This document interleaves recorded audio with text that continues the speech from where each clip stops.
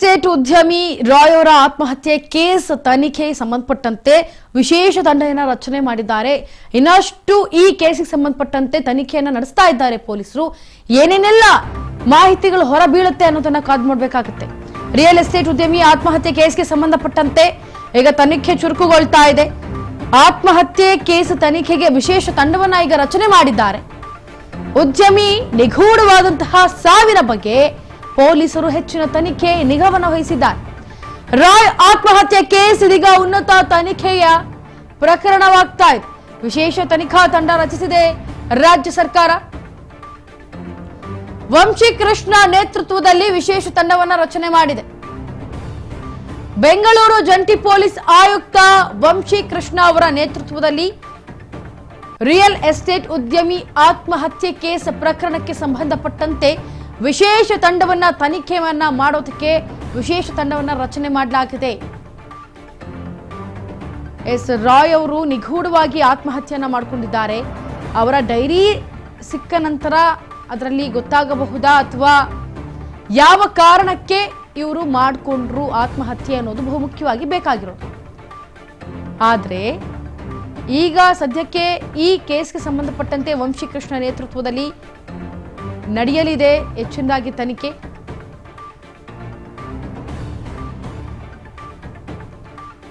ಏನು ಬೆಂಗಳೂರಿನ real estate ಉದ್ಯಮಿ ಇದೀಗ ಆತ್ಮಹತ್ಯೆಯನ್ನ ಮಾಡ್ಕೊಂಡಿದ್ರು. ಇದು ಎಲ್ಲರನ್ನ ಬೆಚ್ಚಿ ಬೀಳಿಸುವಂತಹ ಸುದ್ದಿ. ಯಾಕಂದ್ರೆ ಅಷ್ಟು ದೊಡ್ಡ ಉದ್ಯಮಿ, ಯಾವುದೇ ರೀತಿ ಸಾಲ ಇರೋದಿಲ್ಲ, ಏನೂ ಇರೋದಿಲ್ಲ. ಲೈಫಲ್ಲಿ ಎಲ್ಲವೂ ಸೆಟಲ್ ಅವ್ರದ್ದು. ಮುದ್ದಾದ ಹೆಂಡತಿ, ಇಬ್ಬರು ಮುದ್ದಾದ ಮಕ್ಕಳು, ಎಲ್ಲವೂ ಚೆನ್ನಾಗಿತ್ತು. ಆದರೆ ಏನಾಯ್ತು ಇದಕ್ಕಿದ್ದ ಹಾಗೆ ಆತ್ಮಹತ್ಯೆ ಮಾಡಿಕೊಳ್ಳುವಷ್ಟು ಅನ್ನೋದೇ ಎಲ್ಲರಲ್ಲಿ ಮೂಡ್ತಾ ಇರುವಂತಹ ಒಂದು ಸಂಶಯ. ಯಾಕಂದ್ರೆ ರಾಯ್ ಅವರ ಆತ್ಮಹತ್ಯದ ಸುತ್ತ ಅನುಮಾನದ ಹುತ್ತ ಬೆಳೆದುಕೊಂಡಿದೆ. ಆ ಹುತ್ತದೊಳಗಡೆ ಕೈ ಹಾಕಿ ನೋಡಿದ ಮೇಲೇನೆ ಗೊತ್ತಾಗೋದು, ಅಥವಾ ಆ ಹುತ್ತವನ್ನ ಒಡೆದ ಮೇಲೇನೆ ಗೊತ್ತಾಗೋದು ಆ ಹುತ್ತದೊಳಗಡೆ ಎಷ್ಟು ಅಡಗಿದೆ ಅನ್ನೋದು ಸತ್ಯಾಂಶತೆ ತಿಳಿಯೋದು. ಇಲ್ಲ ಅಂದ್ರೆ ಒಟ್ಟಿನಲ್ಲಿ ವಿಶೇಷವಾಗಿ ವಂಶಿ ಕೃಷ್ಣ ಅವರ ನೇತೃತ್ವದಲ್ಲಿ ಈಗ ಪೊಲೀಸ್ ತಂಡ, ವಿಶೇಷ ತಂಡ, ತನಿಖಾ ತಂಡ ರಚನೆ ಮಾಡಲಾಗ್ತಾ ಇದೆ. ಹೆಚ್ಚಿನದಾಗಿ ಇದರ ಬಗ್ಗೆ ತನಿಖೆಯನ್ನು ನಡೆಸಬೇಕು. ಯಾಕೆ ಅಂತಂದ್ರೆ ಒಬ್ಬ ಉದ್ಯಮಿ, ರಿಯಲ್ ಎಸ್ಟೇಟ್ ಬಿಸ್ನೆಸ್ ಮ್ಯಾನ್ ಆಗಿರುವಂತಹ ರಾಯ್ ಅವರು ಈ ರೀತಿ ದಾರುಣವಾಗಿ ಆತ್ಮಹತ್ಯೆ ಮಾಡ್ಕೊಳ್ಳುವಂಥದ್ದು ಏನಿತ್ತು ಅನ್ನೋದ್ರ ಹಿಂದೆ ಏನಾದ್ರೂ ದೊಡ್ಡ ದೊಡ್ಡ ಮಟ್ಟದಲ್ಲಿ ತಿರುವನ್ನ ಪಡೆದುಕೊಳ್ಳಬಹುದು. ಇದರ ಜೊತೆಗೆ ಇದು ರಾಜಕೀಯ ತಿರುವು ಪಡ್ಕೊಂಡ್ರು ಆಶ್ಚರ್ಯ ಏನಿಲ್ಲ. ಯಾಕಂದ್ರೆ ಈಗ ಆಲ್ರೆಡಿ ಐಟಿಗೆ ಸಂಬಂಧಪಟ್ಟಂತೆ ಐಟಿ ಅಧಿಕಾರಿಗಳು ರೇಡ್ ಮಾಡ್ತಾ ಇರೋದ್ರಿಂದಾನೇ ಈ ರೀತಿ ಆತ್ಮಹತ್ಯೆ ಮಾಡ್ಕೊಂಡಿರಬಹುದು ಅಂತ ಅವರ ಸಹೋದರ ಬಾಬು ಅವರು ಕೂಡ ಹೇಳಿದ್ರು. ಆದ್ರೆ ಗೊತ್ತಿಲ್ಲ, ಎಲ್ಲಾ ತನಿಖೆಯನ್ನ ನಡೆಸಬೇಕು. ಆದ್ರೆ ಐಟಿ ಅವರು ಕೂಡ ಪತ್ರವನ್ನ ಬರ್ತಿದ್ರು ಗೃಹ ಸಚಿವರಿಗೆ. 3 ಪುಟಗಳ ಪತ್ರವನ್ನ ಬರ್ತಿದ್ರು. ನಾವು ಹೋಗಿ ತನಿಖೆ ಮಾಡಿದ್ವಿ, ರೈಡ್ ಮಾಡಿದ್ವಿ, ಬಿಟ್ರೆ ನಾವೇನೋ ಅವ್ರಿಗೆ ಹಿಂಸೆಯನ್ನ ಕೊಟ್ಟಿಲ್ಲ ಅಂತ 3 ಪುಟಗಳ ಸಮಜಾಯಿಷಿಯನ್ನ ಕೂಡ ಕೊಟ್ಟಿದ್ದಾರೆ. ಆದ್ರೆ ಕಾದು ನೋಡಬೇಕು. ಈ ಒಂದು ವಿಶೇಷ ತನಿಖಾ ತಂಡ, ವಂಶಿ ರುಕ್ಷಿ ಅವರ ವಿಶೇಷ ತನಿಖೆ ತಂಡ ರಚನೆ ಆದ ನಂತರ ಗೊತ್ತಾಗಲಿದೆ. ರಾಯ್ ಆತ್ಮಹತ್ಯೆ ಕೇಸ್ ತನಿಖೆ ಎಸ್ಐಟಿಗೆ ಕೂಡ ಕೊಡಲಿದ್ದಾರೆ ಅನ್ನೋದು ಗೊತ್ತಾಗ್ತಾ ಇದೆ. ಇದು ಕೇರಳಕ್ಕೆ ಭೇಟಿ ನೀಡಲಿದೆ ಎಸ್ಐಟಿ ಟೀಮ್. ಒಂದ್ ಕಡೆ ವಿಶೇಷ ತಂಡ ಕರ್ನಾಟಕದಲ್ಲಿ ರಾರಾಜಿಸ್ತಾ ಇದ್ರೆ, ಇನ್ನೊಂದು ತಮಿಳುನಾಡಿಗೆ ಲಗ್ಗೆ ಇಡೋದಕ್ಕೆ ಎಸ್ಐಟಿ ಟೀಮ್ ರೆಡಿ ಆಗ್ತಾ ಇದೆ. ಐಟಿ ಅಧಿಕಾರಿಗಳ ತನಿಖೆ ನಡೆಸಲಿದೆ ಎಸ್ಐಟಿ. ರಾಯ್ ಕಚೇರಿ ಮೇಲೆ ದಾಳಿ ಮಾಡಿದಂತಹ ಕೇರಳ ಐಟಿ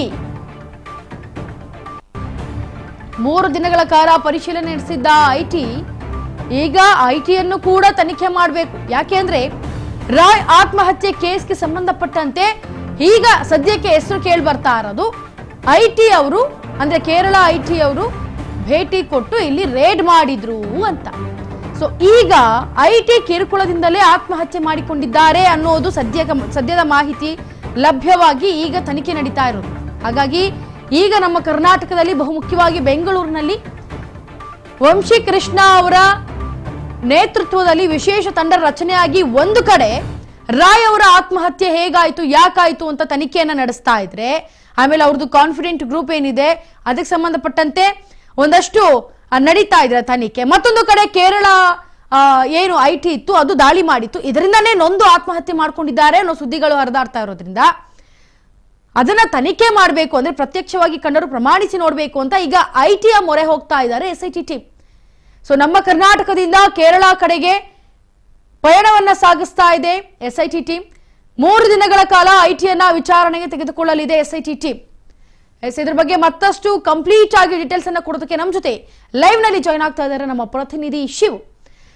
ಶಿವು, ಒಂದ್ ಕಡೆ ಕರ್ನಾಟಕದಲ್ಲಿ ಅಂದ್ರೆ ಬಹುಮುಖ್ಯವಾಗಿ ಬೆಂಗಳೂರಿನಲ್ಲಿ ಏನು ವಂಶಿ ಕೃಷ್ಣ ಅವರ ನೇತೃತ್ವದಲ್ಲಿ ಈ ಒಂದು ವಿಶೇಷ ತಂಡನ ರಚನೆ ಮಾಡಿ ತನಿಖೆ ಮಾಡೋಕೆ ಬಿಡ್ತಾ ಇದ್ದಾರೆ.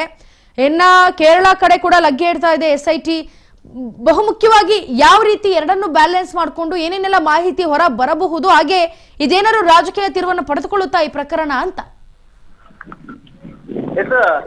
ಈಗ ಸಿಜೆ ರಾಯ್ ಅವರ ಪ್ರಕರಣದಲ್ಲಿ, ಆತ್ಮಹತ್ಯೆ ಪ್ರಕರಣದಲ್ಲಿ ಅವರಿಗೆ ಎಸ್ಐಟಿ ತಂಡವನ್ನ ರಚನೆ ಮಾಡಿರುವಂತದ್ದು. ಎಸ್ಐಟಿ ತಂಡದಲ್ಲಿ ವಂಶಿ ಕೃಷ್ಣ ಅಡಿಷನಲ್ ಕಮಿಷನರ್ ಆಗಿರುವಂತಹ ವಂಶಿ ಕೃಷ್ಣ ಅವರ ನೇತೃತ್ವದಲ್ಲಿ ಡಿಸಿಪಿ ಸೌತ್ ಲೋಕೇಶ್ವರ್ ಜಗದೀಶ್ ಜಗಲಾಸ್ಕರ್ ಅವರ ಕೂಡ ಇದರಲ್ಲಿ ಕೆಬಿ ರವಿ ಅವರು, ಇನ್ಸ್ಪೆಕ್ಟರ್ ಅಶೋಕ್ ನಗರ ಇವರು ಕೂಡ ಈ ತಂಡದಲ್ಲಿರ್ತಾರೆ. ಈಗ ಈ ಒಂದು ಎಸ್ಐಟಿ ತಂಡವನ್ನ ರಚನೆ ಮಾಡಿ ಈ ಒಂದು ಪ್ರಕರಣವನ್ನ ಸರಿಯಾದ ದಿಕ್ಕಿನಲ್ಲಿ ಒಂದು ತಾರ್ಕಿಕ ಅಂತ್ಯವನ್ನು ಕೊಡಬೇಕು ಅಂತ ಹೇಳಿ ರಾಜ್ಯ ಸರ್ಕಾರ ತೀರ್ಮಾನ ಮಾಡಿರೋದ್ರಿಂದ ತಂಡವನ್ನ ರಚನೆ ಮಾಡಿರುವಂತದ್ದು. ಈಗ ಎಸ್ಐಟಿ ತಂಡ ಈಗಾಗಲೇ ಅವರ ಪ್ರಕ್ರಿಯೆಗಳನ್ನ ಶುರು ಮಾಡಿದೆ. ಏನು ಪ್ರಾಥಮಿಕವಾಗಿ ಮಾಹಿತಿಯನ್ನ ಕಲೆ ಹಾಕಿತ್ತು, ಪ್ರಾಥಮಿಕವಾಗಿ ಎಫ್ಐಆರ್ ನ ದಾಖಲು ಮಾಡಿಕೊಂಡು ಮಹಜರ್ ಪ್ರಕ್ರಿಯೆಗಳನ್ನ ಮುಗಿಸಿದ್ರು. ಆ ಎಲ್ಲ ಮಾಹಿತಿಗಳನ್ನ ಕೂಡ ಪಡ್ಕೊಳ್ತಾ ಇದ್ದಾರೆ. ಸೊ ಸೆಂಟ್ರಲ್ ಡಿಸಿಪಿ ಅಕ್ಷಯ್ ಹಾಕೆ ಕೂಡ ಈ ಒಂದು ತಂಡದಲ್ಲಿದ್ದಾರೆ. ಸೊ ಅವರು ಸೆಂಟ್ರಲ್ ಡಿಸಿಪಿ ಘಟನೆ ಆದಂತ ನೆಕ್ಸ್ಟ್ ಅಂದ್ರೆ ಪೊಲೀಸರು ಮೊದಲಿಗೆ ಸ್ಥಳಕ್ಕೆ ಧಾವಿಸಿದ ಕೂಡಲೇ ಅವರು ಕೂಡ ಜೊತೆಗಿರ್ತಾರೆ, ಕಮಿಷನರ್ ಅವರು ಕೂಡ ಬಂದಿರ್ತಾರೆ. ಅಂದ್ರೆ ಇಡೀ ಒಂದು ಎಸ್ಐಟಿ ತಂಡ ಏನಿದೆ ಅದು ತನ್ನ ಪ್ರಕರಣವನ್ನ ಎಲ್ಲ ಆಂಗಲ್ ಗಳಲ್ಲೂ ತನಿಖೆ ಮಾಡುವಂತದ್ದಕ್ಕೆ ಮುಂದಾಗುತ್ತೆ. ಅದು ಈಗ ಕೇರಳಕ್ಕೂ ಕೂಡ ಹೋಗುವಂತ ಸಾಧ್ಯತೆ ಇದೆ. ಈಗಾಗ್ಲೇನೆ ಅವರು ಐಟಿ ಅಧಿಕಾರಿಗಳು ಇಲ್ಲೇ ಏನ್ ಬೀಡ್ ಬಿಟ್ಟಿದ್ದಾರೆ, ಅವ್ರನ್ನ ನಗರವನ್ನ ನೀವು ಬಿಟ್ಟು ಹೋಗ್ಬೇಡಿ, ಯಾಕಂತಂದ್ರೆ ಇದನ್ನ ಹೇಳಿಕೆಗಳನ್ನು ಪಡ್ಕೋಬೇಕು ಅನ್ನುವಂತ ಒಂದು ಸೂಚನೆಗಳು ಕೂಡ ಕೇರಳದ ಐಟಿ ಅಧಿಕಾರಿಗಳಿಗೆ ಕೊಟ್ಟಿರುವಂತದ್ದು. Inchana. Okay Shivu, thank you so much ನಿಮ್ಮೆಲ್ಲ ಡೀಟೇಲ್ಸ್ಗಾಗಿ.